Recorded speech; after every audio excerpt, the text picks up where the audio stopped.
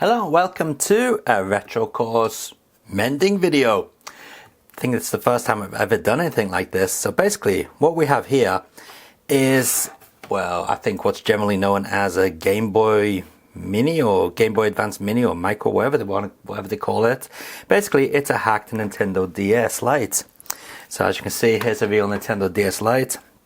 This one had a bit of an issue. Basically the top screen and the top portion of it was completely knackered, so that's been taken away and it's been changed into what's effectively now just a Game Boy Advance. Now I do really like this color scheme with the rose gold, especially this front part here. We got white and rose gold, but I'm not too happy about these buttons here. They're a little bit yellowed. I don't know if that's coming through on the video, but they are pretty yellowed. And also there's a great big whopping hole here, and you can see the speaker wires and stuff. And the back of the case, while nice and shiny, is, well, to be honest, a bit beaten up. It's scratched. So the plan is to take the contents of this box, which is a replacement white case, replace the back, replace these buttons, and put a glass front on here because I don't like the touchscreen front. It's a little bit, how can we say, podgy. It kind of bounces up, you know, because it's got that resistive touchscreen thing on it. So the contents of this box actually features a glass cover as well. Now the whole case is white, just cannot get a rose gold replacement case. So unfortunately the back is going to be white, but I don't think that's a great loss. At least it won't be all beaten up like this one, but I will keep the front because the front looks really nice on this. So let's take a look and see what we get in this replacement case. So straight away you can see the back is based upon the Western version of the DS Lite and not the Japanese version like this. You can tell because the writing here is different. And we don't need this top portion, so we can get rid of that. But in here we do have the sticker the screen onto the case, and we also have the glass screen protector. But we're only interested in this back panel here. So as you can see, we've got all the buttons. We've even got the two little rubber mounts here to replace the screws. We've got new screws, little stickers and stuff. And if we can open this up, everything is in here to mount everything perfectly fine. Now currently the speaker on this one is in this position here. Now that's fine and all, but I want to try and cover up this hole here. So if we get a normal Nintendo DS cartridge and we put it in, you can see it doesn't actually fit because the speaker's there, the speaker's in the way. So I'm thinking to relocate the speaker somewhere, but where? And there isn't much place to put it, is there? Or I could basically cut down this cartridge. This is just some cheap thing I got for a couple of $100 and we can just kind of stick it in here like that, so it plugs up the top. So we can kind of cut down the cartridge so we just have the top bit here and glue it into place, so when it's in the machine it kind of looks like there's a cartridge in there and it plugs up the black hole. Or we could just put some tape on it, but then again that'd look pretty naff. Okay, so let's get to grips with this thing and let's replace everything. Oh, and one more mod I'm going to do is the cartridge thing that pulls out here. It's actually covered in a sticky tape at the moment. What we're going to do is we're going to take that out and we're going to put the insides of the Easy Flash into it. So we have basically an installed ROM factory. We're going to have all our games installed into the machine. Alright, let's go on with the mod. Alright, so obviously the first thing we need to do is take out all the screws and of course the battery in this machine. So I won't make you watch me undoing all the screws because that's kind of boring. Let's just skip forward. So, pretty early into the build, I've already come across a problem. It's still got the stupid Nintendo Tri-Wing screws in it. You'd think they would have took those out when they modded the thing. But no, they're still in there. So, I don't have a Nintendo Tri-Wing screwdriver, so I'm going to have to Dremel them out. Alright, never done this before. It's going to be interesting to see how this goes. Go with this one first.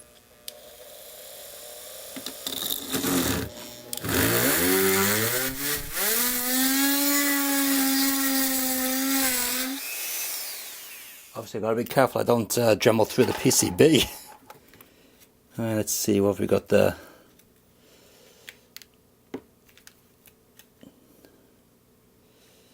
Actually, I think we might have got that actually. Uh-oh. Screws have been pushed right through the case. What the hell? Well, it looks like I got to replace this front fascia now, but that's not a problem since I have a spare one of those. But the downside is I'm going to lose the rose gold text here, so that's a bit of a bummer. Bloody hell. So to get the top off the bottom, it's basically just a case of prising it up, undoing the clips. As you can see, there's a couple of clips here. Basically, you've just got to pop all these up, and the top should just clip away from the base.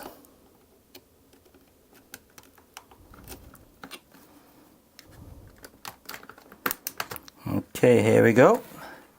Should just come away nicely now. Stuck in with something. Ah, there's a little sneaky screw right there on the cartridge port. Didn't see that one. Oops.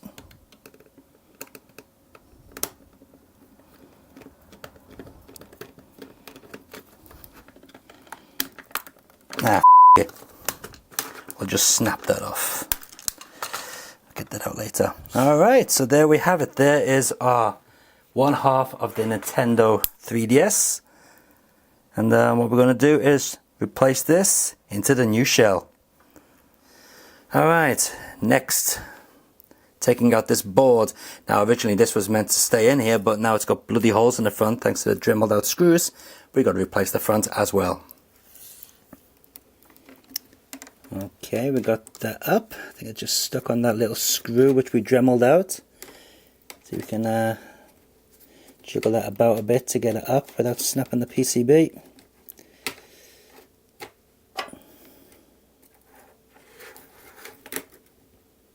Here we go, we got it.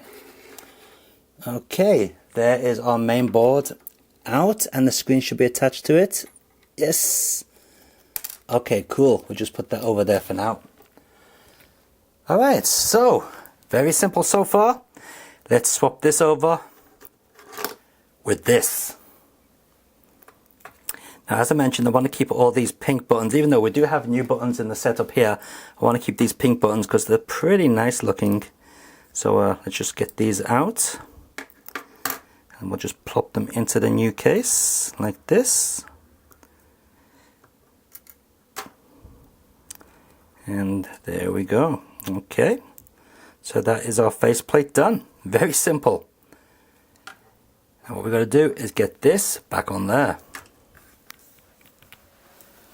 Now, I did mention before about putting the glass cover on, but it seems to do that. I'm going to have to take off this rose tinted, or this rose gold tinted fascia here, and I don't want to do that because it's going to just bend and knacker itself up. So looks like we're going to have to make do with the standard taper screen, but I will give it a bit of a wipe down. It's got a couple of fingerprints on there. Make sure you get the screen in correctly.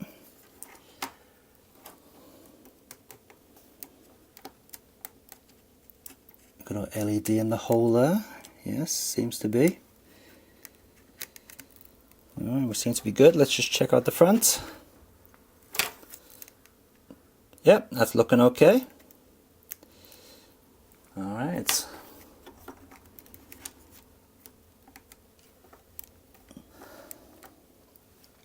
Now let's think about replacing these yellowed buttons here on the top corner. So the kit does come with new buttons. Let's take a look inside here. Let's see. So as you can see, the difference in color is very, very obvious. I'm sure you can see that on camera there.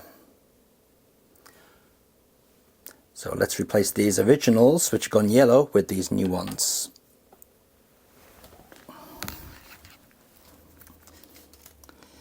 So what we've got to do is we have to take this little pin here, this little tiny thing here, thread it through halfway. Oops, Easier said than done when you've got aging eyes. And we have to put this little spring on there as well, which goes this way. Oh, bloody hell. Tell you what, maybe if I put the spring in first and then put the pin through afterwards. Okay, balance the spring in. Maybe not. Let's balance the spring in there and put the pin in following that. Very fiddly job.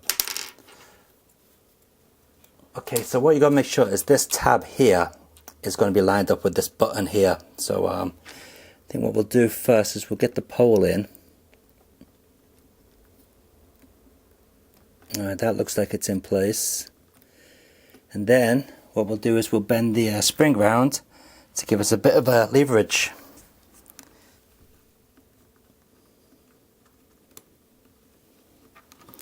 Okay, that's incredibly fiddly.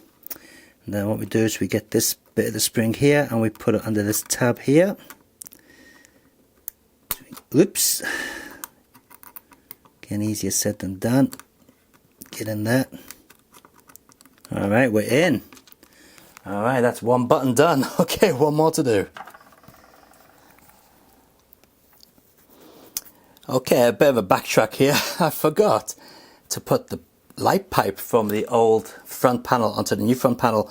Not a problem, it's just held in with a screw there on the old panel. So we just take that off, and here's the light pipe. And it is connected with this section here. Now I'm going to change this connection out for one that came in the kit, since it's a slightly better shade of white, and it should be just a simple swap. Is it going to be, oh no, okay, can't do that. The actual diameter of the hole is different. That's rectangular and it's not circular like on the original, so that's going to bugger that one up. Okay, so it looks like we've got to keep the dirty original, and let's see if we can get this light pipe slid into the new case.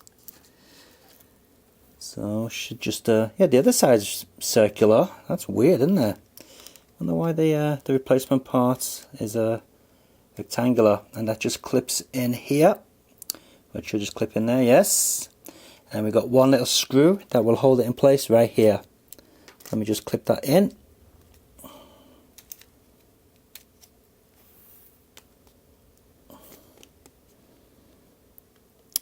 Oh no, it looks like the original piece does not actually fit onto the new front. Now that's kind of annoying. Come on, you know you want to fit in. Okay, I know what the problem is. I don't know if you can see this on camera, but the new part is sunken down more than the original. See, the original's flush here, and that's what's fouling on the case. So I've got two choices. Either I hollow out this more to accommodate the light pipe, but that's going to be a bit of a pain, plus it doesn't have these reflecting parts in it, or I just modify this, Dremel this down a little bit to make it flush, or I Dremel down the case here to make that flush. I think I'll do this. Actually, I changed my mind. What I'm going to do is I'm going to Dremel out this so it fits in the light pipe, which means we're going to lose this screw mount here, but that screw mount's not on the original anyway, so it doesn't really matter. Yeah, I think that's probably the best way to do this. So on goes the Dremel.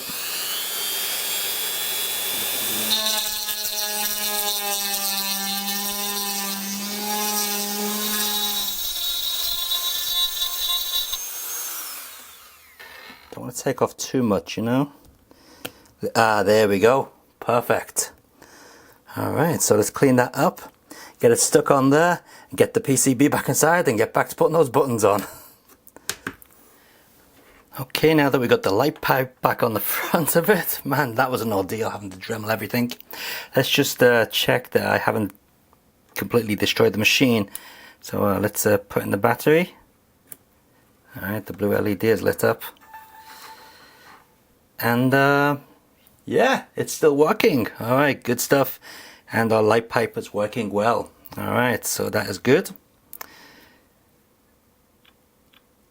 Yeah, we've still got a touch screen, not that we need a touch screen, because we don't really care about the DS side of things, but that seems to be working fine. Okay, now let's get the back on and figure out where we're going to put this speaker. Okay, so we can see on the original mod that the speaker was put very near the top, but as I mentioned earlier, I want to plug up the hole at the top with this very cheap DS game. So I'm wondering if I place the speaker further down the case, I mean it shouldn't foul on anything because all this is pretty low down here. So if I put the speaker there, say, for example, we can kind of put it here, and then if we hot glue this, see, we've still got a bit of a problem because it sticks out the top. So we could, I guess theoretically, hang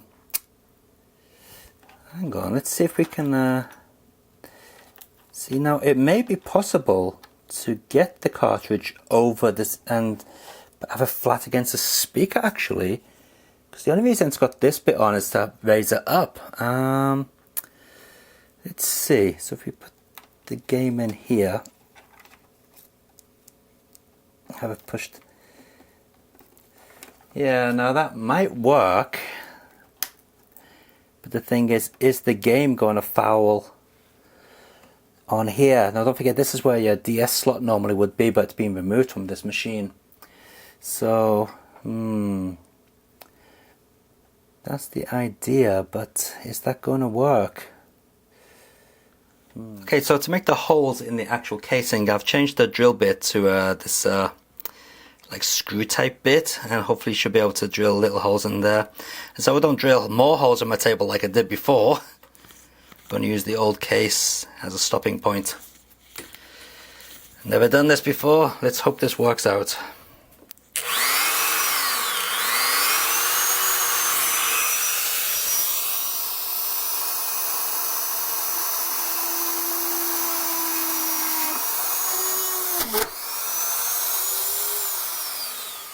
Alright, should give us some nice rounded holes there for our speaker grill. Oh yeah, look at that. That look pretty good once cleaned up.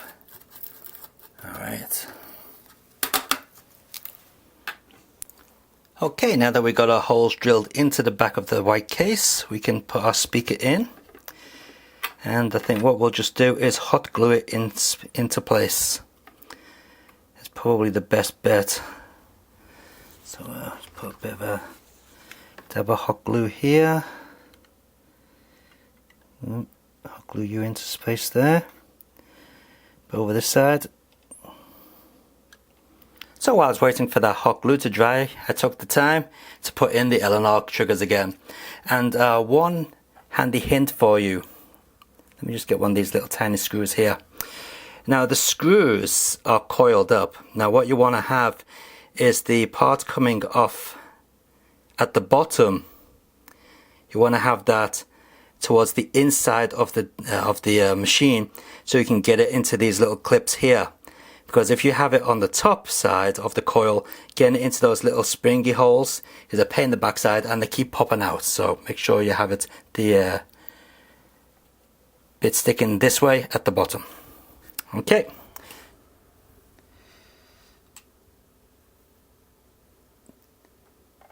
Try and get this on here in one piece.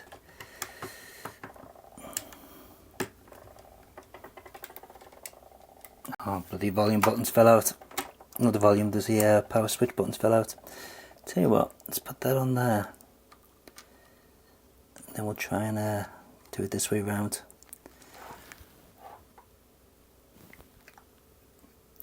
Okay, here we go.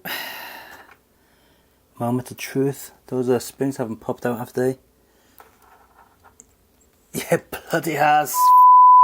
Like, that spring's come out again. Jesus, this is kind of annoying.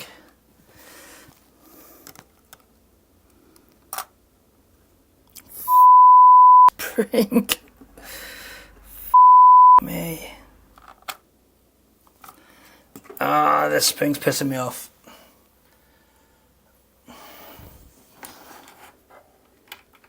That spring's come off again.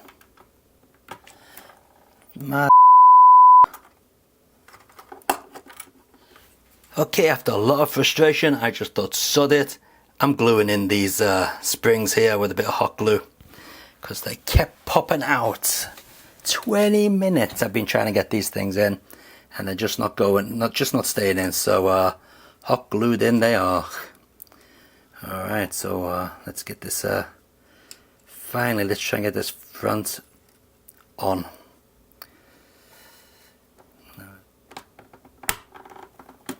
Okay, that switch on. Yep, that switch is on.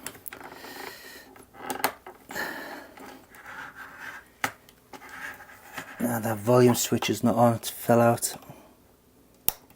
Ah, you bugger, come on.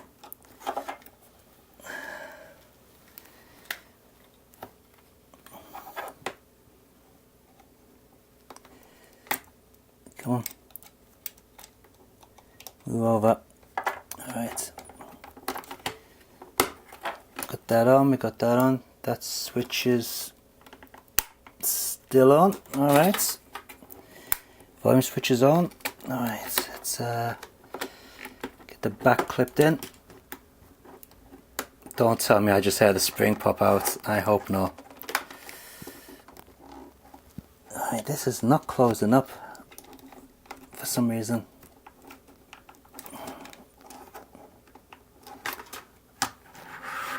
It's not something in here, is it? It's this bloody battery compartment thing. So that's not molded properly.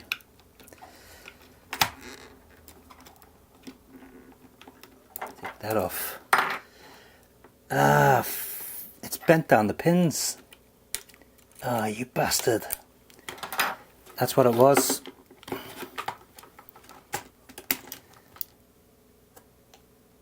Alright, it's powering up good.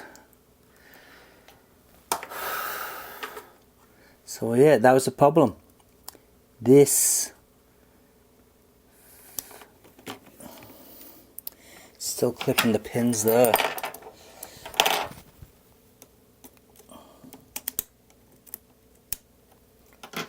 I got those up. Okay, volume switch seems to be on. Power switch is on. Let's clip everything in around the back. And we should be good to go. Alright, let's get the screws in. Jeez, this was a hard job. So we finally got the bugger back together, and man, that was one hell of a chore. Yeah, let's just say that no matter how much they promise, these replacement cases are not 100% accurate. Okay, so let's just plug up these little screw holes with the little white mounts that came in the kit. So let's put them in there, so they just plug in nice and neat and tidy. I presume that's the way they go. Yep, okay, they're in. Now all we got to do now is transfer the flash card into this little cover, which slides into the bottom. Now this is an official Nintendo one, this black one here. And they do look to be the same, although the molding is slightly different on the corner there. So I'm hoping that this fake one will fit in the flash card. So no screw on the back, so I guess it just prizes open. Let's get the screwdriver in there. Yeah, just prizes open. Okay, and we should be able to put the Easy Flash into here. So we've got our micro SD card installed, and hopefully the bloody screw hole's in a different place. This doesn't fit, does it? It's molded differently. Let's check out the official Nintendo one. How's this come apart? Oh, it's one of those bloody tri-wing screws. They're tri-wing screws. God, I hate Nintendo. Alright, well, we can't get that out. So that has blew that plan. It doesn't fit because the molding is different. Ah, that would have been so nice to have this in here. But it's not going to fit, is it? Unless we can get it in that way. But the screw's still on the wrong way. Let's see if we can get it in that way. Maybe that's the way it goes in. No, that's not gonna fit, is it? No. Oh well, that was worth a try. So that did not work. That didn't go according to plan. Okay, back into the old easy flash case you go.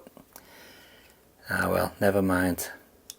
Maybe in the future I can find a white one of these and I can install the easy flash into that. I suppose if I did some dremeling I could get it in there, but you know, at this point in time I've spent 2 hours on this and I've had enough. Okay, so let's get this thing wiped down and see if it's all working. So the mod is finally done. Man, that was a pain in the backside. Yes, there's a lot of people out there laughing at me, go noob, or whatever the trendy word is these days. But yeah, this is the first time I've ever done a case mod on a Game Boy, or I should say Nintendo DS Lite. Man, what a pain in the ass it was, especially the bloody springs on the L&R triggers. But it's done.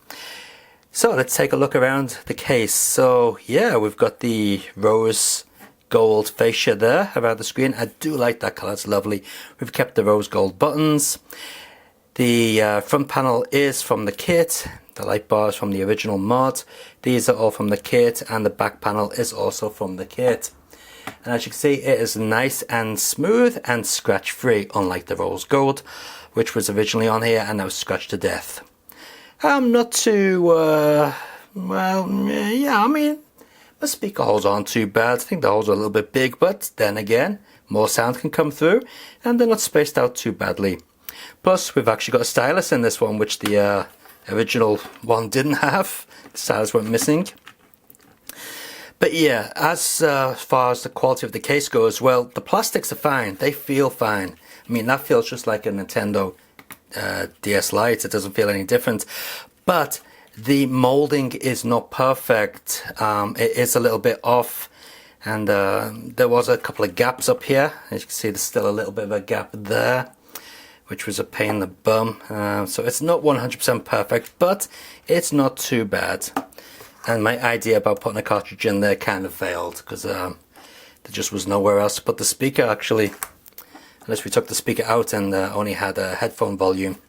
But does it work? Well, let's try it out. So let's take out the fake cartridge. Let's put in the Easy Flash cartridge and boot it up. And as you can see, yes, it works. Let's turn the volume up a little bit. Or did I turn that down?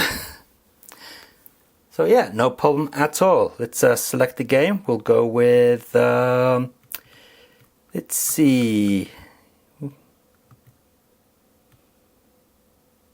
One of my favorites, Ideon 3D. It's got some kicker music in this. Let's see if it loads up. And yes, it does. So very, very happy to see that this is now working and modded to look nice and clean. So yeah, there you go. That is my Game Boy Micro or Game Boy Mini or whatever they call these things. These types of mods. Yeah, I'm pretty happy with it. Not bad at all. Let's just make sure all the controls are working. Alright, so I'm playing this on a weird angle so you guys can see it straight on the camera.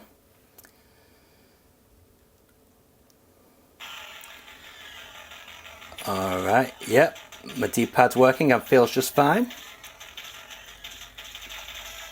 This game doesn't use these buttons. But yeah, all the buttons are feeling fine. No problem whatsoever. Now the next thing to do is an IPS mod for the screen, whenever that's going to be available. As far as I know, there is no DS Lite IPS mod screen available yet, but when it is available, that's what we'll be getting done next. So you'll be able to see it in any angle. So there you go guys, that is my first attempt at modding a handheld console. Well, that sounds pretty cool. I got the volume, the sound coming through the table. Here, take a listen to this. Let me just get the mic there.